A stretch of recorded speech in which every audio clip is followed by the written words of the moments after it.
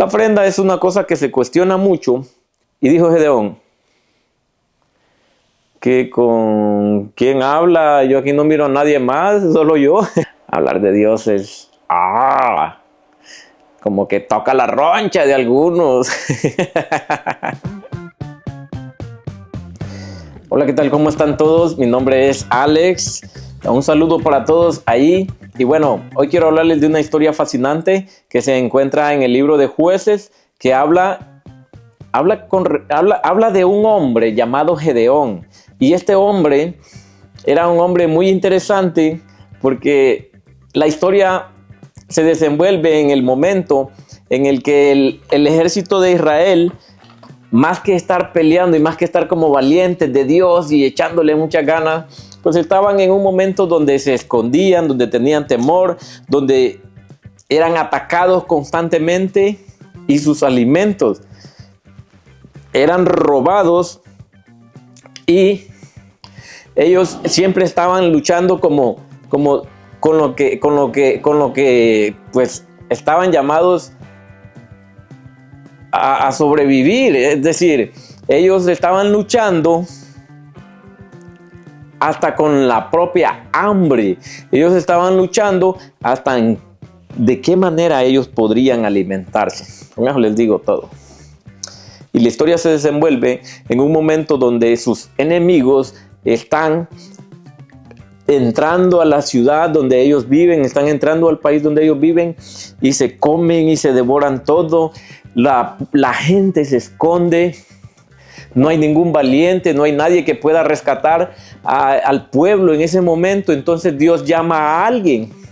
En ese momento Dios llamaba a personas a los cuales se les llamó jueces.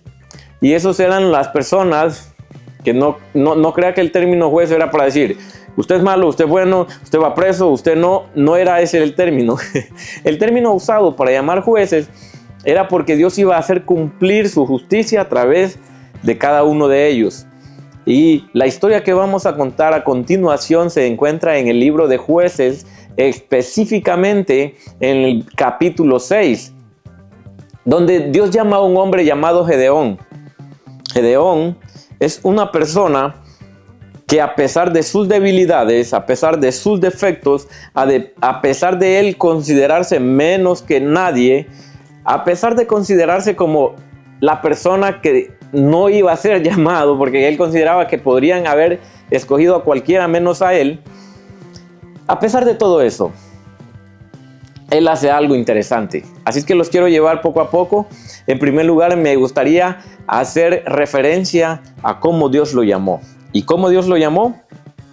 Pues lo llamó de esta manera. Se le presentó un ángel, se lo voy a parafrasear, ¿verdad? Así que permítame el parafraseo. Se le presentó un ángel y le dijo, soldado fuerte y valiente, hombre de valor, hombre de batalla, hombre de guerra.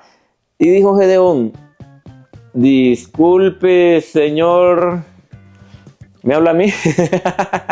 Porque le presentó un ángel, ¿verdad? Y le dice, pues, como le dijo, soldado fuerte y valiente. Y dijo Gedeón, que con quién habla, yo aquí no miro a nadie más, solo yo. Y está diciendo que soy fuerte, esforzado y valiente. Y le dijo, ¿te refieres a mí? Es curioso porque Gedeón creía que él no podría. Gedeón creía que si alguien lo llamaba fuerte y valiente, no sería a él que le estuvieran hablando. Comenzamos la historia de esta manera, pero lo interesante de todo esto es que Gedeón le dijo esto a Dios: si tú me estás llamando y si tú me estás tomando a mí como tu siervo para juzgar al pueblo, para ser un juez, recibe mi ofrenda. Empezamos a ver nosotros entonces que el llamado de Gedeón no fue de gusto, porque no es un hombre que solo escogió. Y tal vez usted se preguntará, ¿por qué en la iglesia ofrendan cuando reciben una palabra? ¿Por qué en la iglesia ofrendan cuando el siervo de Dios o cuando Dios transmitió una palabra a través de los labios del pastor, del evangelista, del predicador, del profeta, es por esto, es bajo este concepto. Gedeón entendía muy bien que si Dios le daba una palabra específica para su vida, para triunfar, para vencer, él tenía que presentarle una ofrenda en agradecimiento a lo que Dios había hecho. Dios no necesitaba la ofrenda. Dios no necesitaba que Gedeón corriera y trajera una ofrenda y se la presentaba para él, porque Dios no le había hablado esperando que Gedeón le presentara una ofrenda. La ofrenda es una cosa que se cuestiona mucho, pero mire qué curioso es todo esto, que cuando un varón de Dios entiende el propósito de esa palabra, es como una forma de sellarla. Dios va a hacer su voluntad como sea, pero en agradecimiento. La ofrenda se hace en agradecimiento. Recordarán ustedes aquella mujer que vertió en Jesús una ofrenda. Dice que era un perfume costosísimo de la época y ella lo trajo a los pies de Jesús y con su cabello enjuagó sus pies y derramó ese perfume, y el perfume de aquella ofrenda se regó por toda la casa. Nos quedamos en esa parte de allí. Volviendo atrás a Gedeón. Gedeón estaba haciendo algo parecido y trajo una ofrenda ante Dios y se la presentó. Pues dentro de las primeras cosas fascinantes que hizo Gedeón fue derribar los altares a los dioses paganos. En ese tiempo Israel tenía la costumbre de adorar dioses falsos y hacían altares y sacrificaban allí para los dioses falsos. Hablar de dioses, como que toca la roncha de algunos. Eso pasaba en aquel tiempo. Habían dioses falsos, habían estatuas, habían altares que habían construido para adorar dioses que no eran dioses. Y entonces pasó que en ese momento Gedeón tomó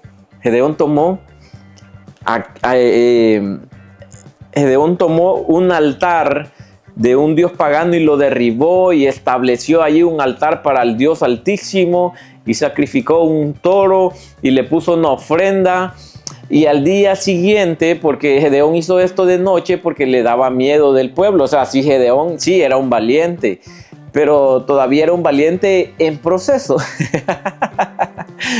Y vino Gedeón de noche, derribó el altar a Baal, y ese día, al día que ya cuando amaneció, vieron todo el pueblo que habían derribado el altar y se molestaron mucho contra Gedeón. Entonces Gedeón se echó de enemigos también a los que estaban allí del pueblo. Entonces todo el pueblo vino para querer tomar a Gedeón y matarlo y hacer de las suyas contra Gedeón y hacerle daño. Pero el padre de Gedeón les dijo que si el Dios al que adoraban era tan Dios, ¿por qué necesitaba que lo defendieran otras personas? ¿Por qué no se defendía a sí mismo? Como quien dice, ¿por qué no se movió cuando lo iban a atacar? Porque era una estatua. ¿Por qué no hizo nada para defenderse?